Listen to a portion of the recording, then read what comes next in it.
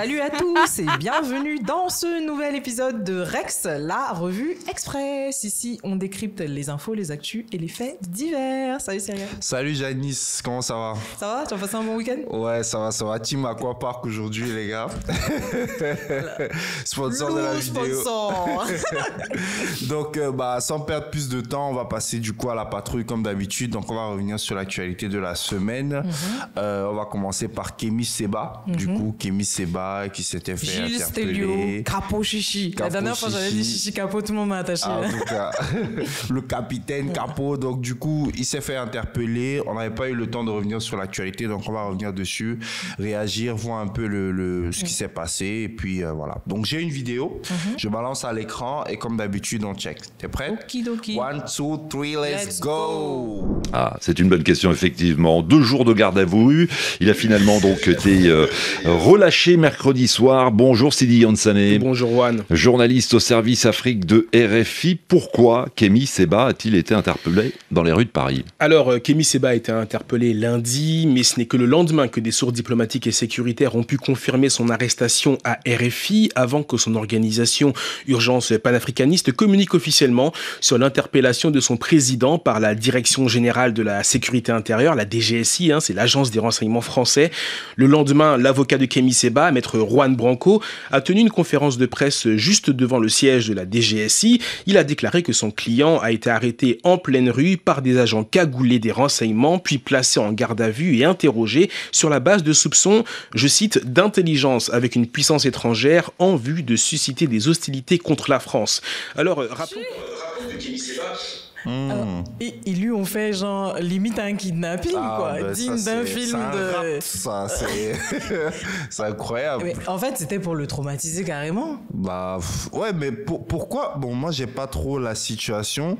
Peut-être qu'il va résumer, mais pourquoi il est revenu du coup? J'ai pas.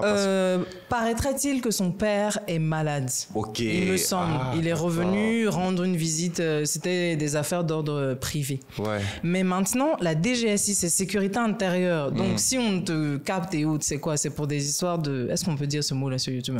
De terrorisme ou pour des histoires de. Je sais pas, parce qu'on parle de sécurité. Ils ont dit espionnage ou je sais plus quoi. Attends. Ingérence, puissance étrangère, je sais pas quoi. Bon. Suivons un peu. Vu et interrogé sur la base de soupçons, je cite, d'intelligence avec une puissance étrangère en vue de susciter des hostilités contre la France. Alors, intelligence avec une puissance étrangère, donc il a collaboré avec une puissance étrangère. En vue de susciter... des hostilités, des trucs anti-français. En gros, il est venu sur le territoire pour prendre des informations. Pour foutre la demeure. Mais c'est bizarre. Et puis il vient non. Rappelons que Kémy Séba, de son vrai nom Stelio Gilles Robert Capo-Chichi, s'est d'abord fait connaître en France il y a une quinzaine d'années comme suprémaciste noir, défendant une catégorisation et une séparation raciale des individus. Depuis une décennie, il se présente désormais comme un militant anticolonial dont les principaux adversaires et ennemis sont la France et plus largement l'Occident. L'influenceur s'est depuis rapproché des réseaux politico-économiques du Kremlin. L'influenceur. Et c'est son propre frère non même qui dit tout ça. Mais tu vois tous les mots utilisés là c'est des maintenant pour réduire un peu son j'ai failli dire son influence, l'impact qu'il a sur la société dans ses combats, on l'appelle maintenant un influenceur. T'imagines si on appelait Rosa Parks ou bien Martin Luther King ou un influenceur? C'est une dinguerie. Et puis le gars, il lit ça, c'est-à-dire, il est fier de lui, quoi. C'est un truc de fou. Jeune Afrique et l'organisation All Eyes on Wagner s'appuyaient sur de nombreux documents qui détaillaient les liens de Kémy Séba avec le russe Evgeny Prigojine, le défunt chef du groupe de mercenaires Wagner. Des liens qui lui ont permis, selon le journal, de récolter au moins 440 000 $ entre 2018 et 2019. Et donc depuis, le parti au pouvoir en France le définit comme, je cite encore, un relais de propagande russe. Voilà, Kémy Séba, donc suspect. Ok, bon, donc en fait, c'est ça leur vrai problème. C'est le fait qu'il ait pu avoir accès à des fonds russes Et bon, j'avais lu un article justement qui faisait un peu une enquête par rapport au lien soi-disant de Kémy Séba avec la Russie. Mais Kémy Séba expliquait qu'il avait reçu un appui logistique de la Russie. Il s'était rendu en Russie même. Et je crois qu'il avait rencontré des officiels là-bas et tout. Mais l'enquête qui est sortie disait qu'on lui avait pris des chambres d'hôtel de luxe, payé les billets d'avion, mangé, tu vois, des trucs comme ça. Mais lui, bon, se défendait en disant que oui, il s'est rendu là-bas, mais qu'on lui a juste payé le billet. Mais même si on le reçoit, enfin... Non, en fait, tu vois, moi, je pense que le fait d'être bien reçu et autres, on peut utiliser ça après comme pression pour te faire faire des actions en Afrique. Mais Kémy Séba, lui-même, il a expliqué qu'il n'était pas trop OK quand est venu le moment où on lui a demandé, en fait, de créer peut-être des petits groupuscules anticoloniaux dans certains endroits, mais il n'était pas OK. Mais c'est surtout que, bon, quand tu vas chercher d'autres partenaires, chacun vient avec son agenda. C'est ça. Puis les négociations sont sur la table. Moi, je pense que prenons même le fait que Kémy Séba a pris les 440 000 €. C'est rien comparé à ce que la France paie à la Russie aujourd'hui. Sarkozy a bien pris plein d'argent à Kadhafi, n'est-ce pas? On n'est pas là en train d'épiloguer là-dessus. Tu as même le premier, je pense, consommateur du gaz russe aujourd'hui. Les chiffres sont sortis. C'est encore l'Europe qui achète via l'Inde, etc. On en avait parlé de l'hypocrisie, c'est un justement. financement détourné. Donc, les gars, arrêtons. On n'est plus dupes. On n'est plus dupes aujourd'hui. Frère Yann Sané, sérieusement... C'est un peu bas de faire ça, mais bon, suivons. C'est étrangère, c'est un crime qui est passible de 30 ans de prison en France. L'enquête se poursuit. Pour l'instant, il n'y a pas de charge précise contre lui. Vous avez une autre question, Kodjo? Oui. Pourquoi son avocat, Juan Branco, fait-il un lien entre son arrestation et le président béninois? Bonne question, c'est vrai. Sidi Yansane, vous parliez de cette conférence de presse donnée devant le siège de la DGSI par Juan Branco, son avocat. Et effectivement, il s'est interrogé devant les journalistes. Je reprends ses propos, je vais le citer. Est-ce que la France cherche à nettoyer l'espace politique béninois en lieu et place de Monsieur Talon? Que faut-il comprendre? Alors, Kodjo, il faut savoir que, et puis vous savez sûrement que Kémy Séba, c'est toujours... En fait, le manque de respect, c'est-à-dire les Français ne savent même pas ce qu'ils font. Récapitulons un peu la situation. Kémy Séba déchire son passeport, renonce à la nationalité française, ou on la lui retire. En tout cas, il a été déchu. Il a été déchu de sa nationalité. Il revient en France en tant que Nigérien. Même pas béninois. Ça veut dire, et là, on est à quoi? 2 minutes 54. Les gars n'ont même pas encore parlé du Niger. Le gars, c'est un diplomate nigérien. OK? Il revient en tant que diplomate nigérien. Vous pouvez le mettre sur surveillance, vous pouvez faire les trucs. Vous interpellez le gars, vous l'humiliez, vous le mettez en prison. Moi, je pense qu'il voulait lui envoyer un message fort. Tu vois, parce que tu as été déchu de ta nationalité et tu es revenu sur le territoire avec un passeport diplomatique. Ça peut passer comme une manière de narguer le système.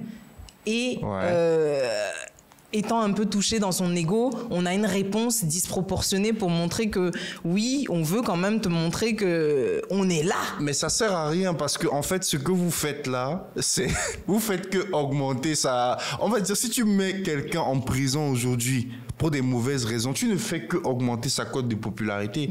Moi, je connais des gens autour de moi qui n'en avaient rien à faire de Kémy Séba.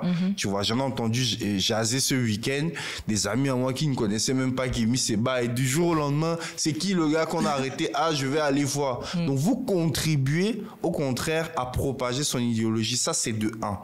De 2, vous êtes en palabre avec le Niger. Vous avez vos sociétés étrangères au Niger. Et moi, j'ai ma théorie là-dessus. Parce que récemment, il a été relâché. Moi, je pense que les Français l'ont arrêté comme à l'époque, on arrêtait nos gars et tout. Voilà, empoisonnement par-ci, arrestation arbitraire, on les mettait en prison.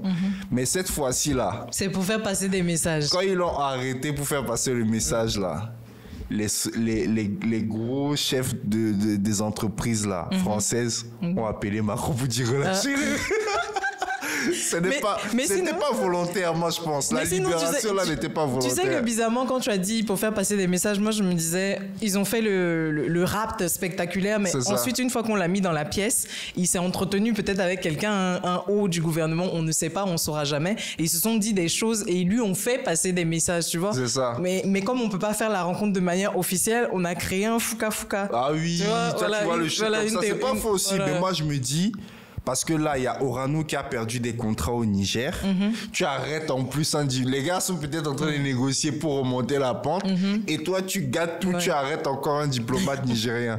Je pense qu'il y a eu des coups de fil. On a dit, vos bêtises là, laissez l'enfant la sortir. Parce que si vous ne voulez pas perdre des contrats, ça va être là. Bon, pour moi, c'est un peu ce qui s'est passé. Pour moi, dans mon entendement en tout cas. Toujours montré très critique du président Patrice Talon, qu'il accuse, je le cite, Kémy Séba, d'être un pion du président français Emmanuel Macron. Mais contrairement à la Guinée, la Côte d'Ivoire, le Sénégal ou d'autres pays, au Bénin, Kémy Séba n'a jamais appelé à la déstabilisation. Il s'est très peu intégré, extrêmement intégré dans la vie politique du Bénin, ou fait des actions ou déclarations coup de poing comme à son habitude, car en tant que citoyen béninois, il s'expose à des poursuites dont les conséquences en cas de condamnation seraient bien évidemment bien plus lourde que dans le reste de la sous-région.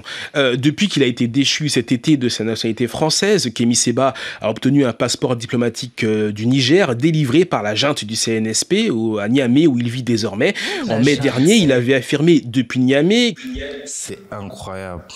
C'est incroyable. Le gars lit ça. Non, c'est ça en fait. Il lit ça avec sérénité.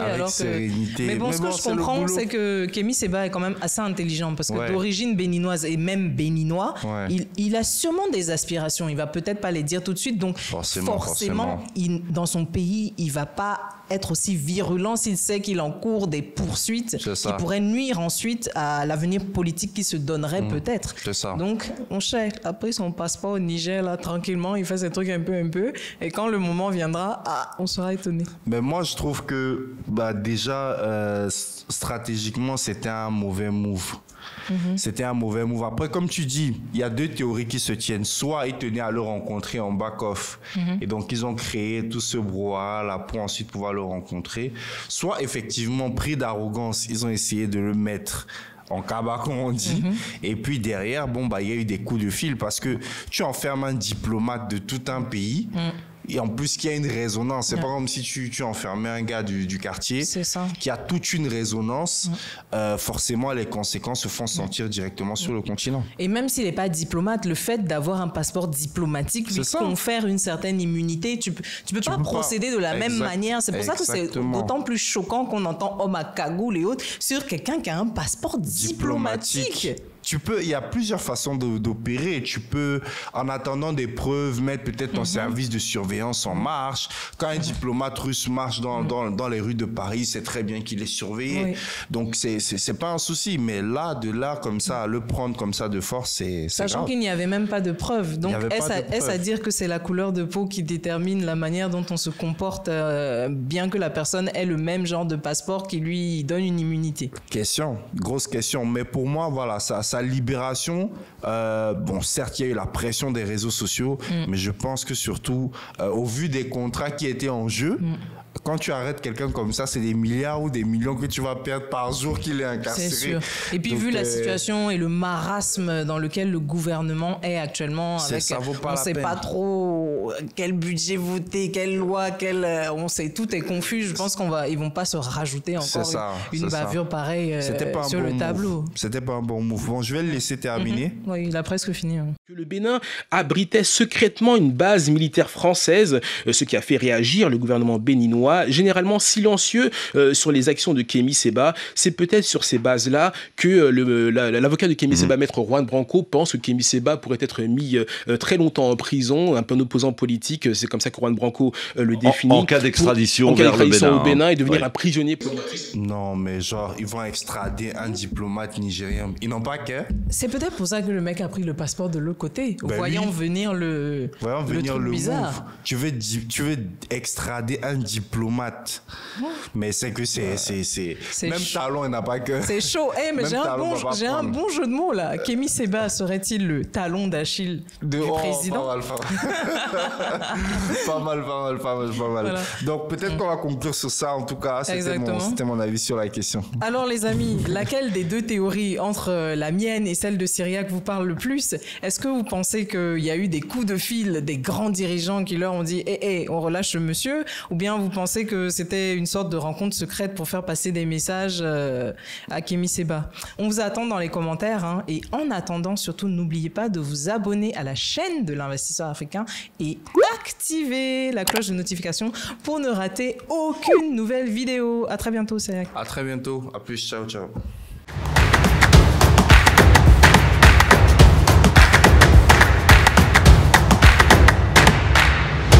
La revue Express.